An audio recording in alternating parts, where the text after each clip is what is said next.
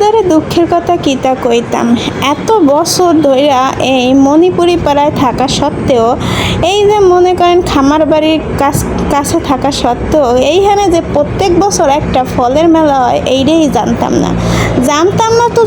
না কোনো দিন আসিও নাই। যাই হোক, আজকে বেরোইছিলাম অন্য একখান কামে, আসছে দেখি এখানে ফলের মেলা হইতে আছে, তাই চিন্তা করলাম একটু দেখি কি ফলের মেলা হয়। তো অনেক ফটো জটর আপনাকে লাগে কর্ম, কিন্তু এইখানে সুন্দর সুন্দর গান হইতেছে, যেহেতু গানের ভিডিও করছি আপনার একটু গানগুলো হইন না।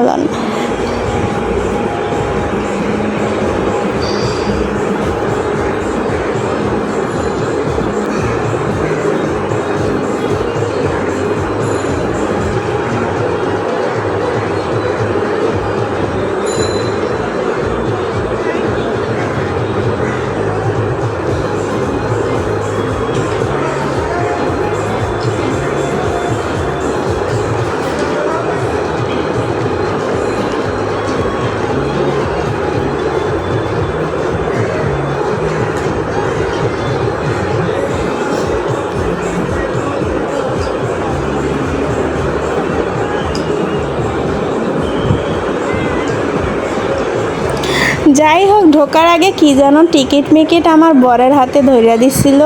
আসলে কথা হইল গিয়া, আমার বর, আমি নাইলে 8 বছর ধরে এইখানে থাকি, কিন্তু আমার বর তো বহু বছর ধরে এইখানে থাকে, কিন্তু সেও কোনো দিন এই মেলায় আসে নাই। কিন্তু এই মেলা কিন্তু প্রত্যেক বছরই এইখানে হয়, একেবারে আমাগো দুয়ারখান ধারে, কিন্তু কোনো দিন সে আসে নাই, এই প্রথম সেও আসলো। আমি তাকে সবসময় বলতেছিলাম যে, মানে বারবারই বলতেছিলাম যে আমি না হয় এই প্রথম আসছি, কিন্তু তোমার যে প্রথম আসা এটা আমি মানতে পারতেছি না। এত কাছাকাছি এত সুন্দর ফলের মেলা হয়, আর সবচেয়ে মজার ব্যাপার হইলো এইখানে আপনারা সব ধরনের ফল পাবেন। কিন্তু এই যে পরশুদিনকার মেলাটা শেষ, মানে পরশুদিনকে গেছিলাম, কালকে মেলা শেষ হয়েছে, সেই দিন ছিল, কিন্তু ভিডিওটা পোস্ট করা হয়নি সময়ের অভাবে। কিন্তু এই সময় এসেও আমি এইখানে লিচুটা পাইলাম না। অল্প কিছু 2-4খান ওই যে শো আপ করার জন্য রাখছে, কিন্তু কোনো ধরনের কোনো লিচু পাই নাই। মানে লিচুর সিজনটা এত তাড়াতাড়ি শেষ হয়ে যায়। আমি আশা করে গেছি যে কিছু লিচুই কিনবো, আর আম তো টুকটাক কিনবো, আর কিছু কেনার ইচ্ছা ছিল না, কারণ আর সব কিছু রেগুলারই পাওয়া যায় অন্য সময়ও। আর এইখানে একটু অথেন্টিক ফলাদি পাওয়া যায়, মানে ভালো জিনিস, ফরমালিন ছাড়া বিভিন্ন জায়গায় দিয়ে মানুষ নিয়ে আসে। এই জন্য এইখানে এত ভিড় জমে। অনেকেই আছে যে সারা বছর আম না খাইলেও ফরমালিনের ভয়ে এইখান থেকে ফরমালিন মুক্ত আম, যে কোনো ফলাদি কিনে নেওয়া যায়। আর এই যে জায়গাটা দেখছেন, পুরা তো পদ্ম ফুল বানাই হেলাইছে ফল দিয়া, এত সুন্দর ছিল। এটার আলাদা একটা ভিডিও করছি।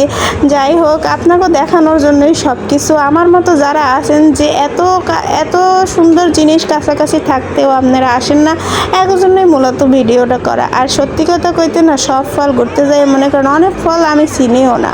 হ্যাঁ, তারপরে যাই হোক, দেখে সার্থক করলাম। আর ফোলাফানের লেগে কি দেখা যায় কারণ, তো ফোলাফানে এমন দৌড়াদৌড়ি, এমন দুষ্টামি করতেছিল যে কি ভিডিও করবো আর কি করবো, হক অফিসে দৌড়েই দিশা পাই না।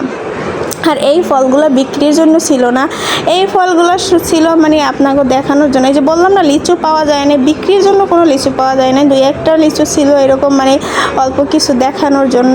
মানে এই সব ফল কোনোটাই কেনার জন্য না, এইটা শুধু দেখার জন্য।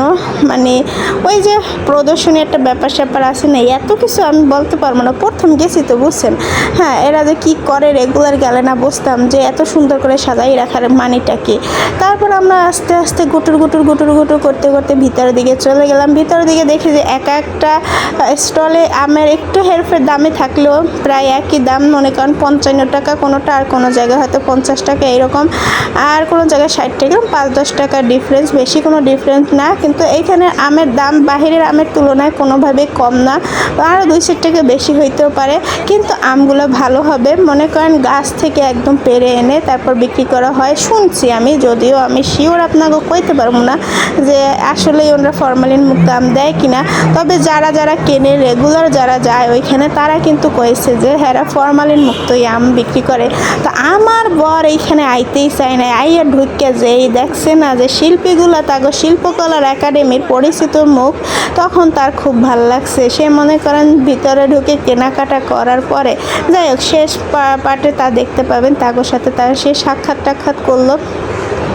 তো এইখানে ঢোকার পরে কিছু জুস টুস দেখার পরে আমার ছেলে শুরু করে দিল, মা জুস খাবো। আমরা কিন্তু এর আগে একদমও ঘুরে আসছি অন্য জায়গা থেকে, ঘুরে পড়ে এসে এখানে ঢুকছি, বলছি বাবা উল্টাপাল্টা কিছু ধরবা না, কিন্তু মা পোলাপান রে কি হেয়ে ফিরান যায়, এই কি পোলাপান হনে যা দেয় হেয়ে হাগো খাইতে ইচ্ছে করে, যা জীবনেও খায় না। মনে করেন বাসায় থাকলে ভাই বিশ্বাস করেন একটু আচার খাইবে না, একটু বাদাম খাইবে না, একটু খাইবে না, কিন্তু এখানে সব মন চাই হার খাই। ওই বাদাম দেখছে, ও মা বাদাম কিনে দে বা খামো, ও মা আচার কিনে দে বা খামো, কিন্তু বাসায় কত আচার ছুঁয়েও দেখে না। মানে এক জায়গায় গেলে এখন কিছু খাওয়ার না থাকলে যা খায় না হ্যাঁ হাগো খাওয়া লাগে, বুঝলেন। আর এই আমগুলো খুব সুন্দর সুন্দর আম ছিল, আমিও কিনছি, বেশি আম কিনি না, বুঝলেন। এবার মাশাল্লাহ গাছের আম এত খাইছি, মানে আলহামদুলিল্লাহ। এইবার যে পরিমাণ আমরা খাঁটি আম খাইছি, ফরমালিন মুক্ত আম খাইছি, এইতেই আমরা খুশি, এর থেকে বেশি কিছু দরকার নাই, বুঝছেন। পরে পোলাপানে একটু জুস খাওয়াইলাম, চিন্তা করে যে এইখানে খায় একটু জুস টুস। পরে মনে করেন 5-6 কেজি আম কিনলাম, বেশি কিনলাম না, কইলাম তো। আর পোলাটায় ছোটোটা যেই খুশি, বাসার কথা কইলেই কয় কি আমি আবো না, মানে আমি যাব না, তার আবো না মানে যাব না।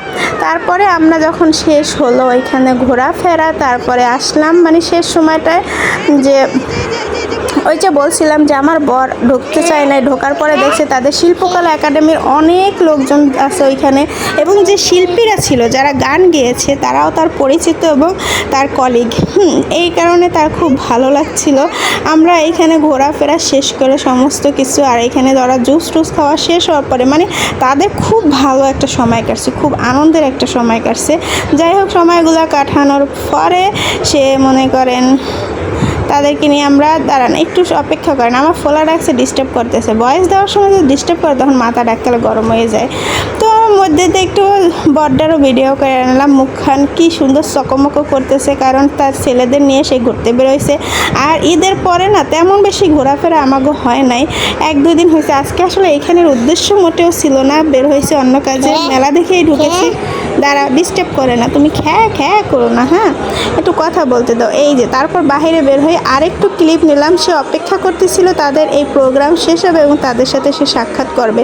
আমি তো বিরক্ত হয়ে গেছি, তাড়াতাড়ি চলো, কিন্তু বলে দেখো আসছি, আর তারাও আমাদের দেখেছে, তাদের সাথে তো একটু সাক্ষাৎ না করে যাওয়া যায় না। ওই যে দেখেন নেচে গান করতেছে, সে কিন্তু তার খুবই পরিচিত, এবং ওই যে ব্ল্যাক কালারের যে ভাইয়াটা, ওই ভাইয়াটাও তার পরিচিত।